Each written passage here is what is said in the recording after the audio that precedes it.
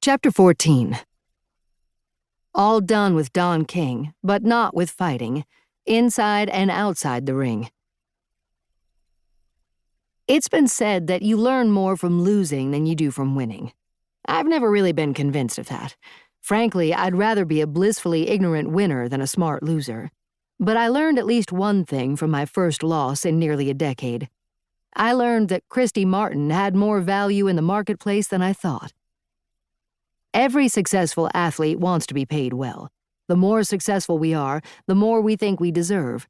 I was no different, except that unlike my male peers in boxing, I always feared that many of the people who ran the sport would have gladly discarded women fighters without a thought the first chance they got. Although a lot of fans supported me throughout my career, for a long time the people in power seemed to just wish I'd go away and take women's boxing with me. So imagine how surprised I was when someone from King's office called several months after I lost to Anani to tell me I was booked on a big card in Washington, D.C. on April 24, 1999. King had put together a show in which 3 boxers from D.C. would all be fighting in separate world title fights, and I would open the televised part of the show. I was glad to hear I was going back to work, and happier still when Donna Westridge, who ran Don's King Vision pay-per-view operation, told me after the fight that the main reason I was on the card was the people at the MCI Center insisted on it.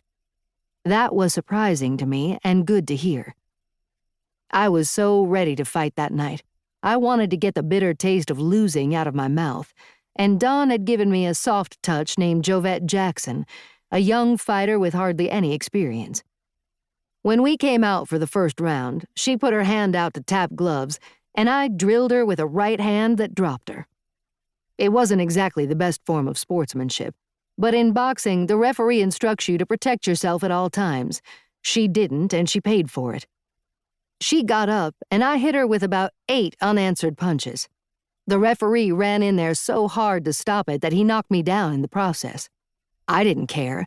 The crowd was cheering wildly, and it gave me that same feeling I'd felt when I'd scored my first knockout in Tough Man.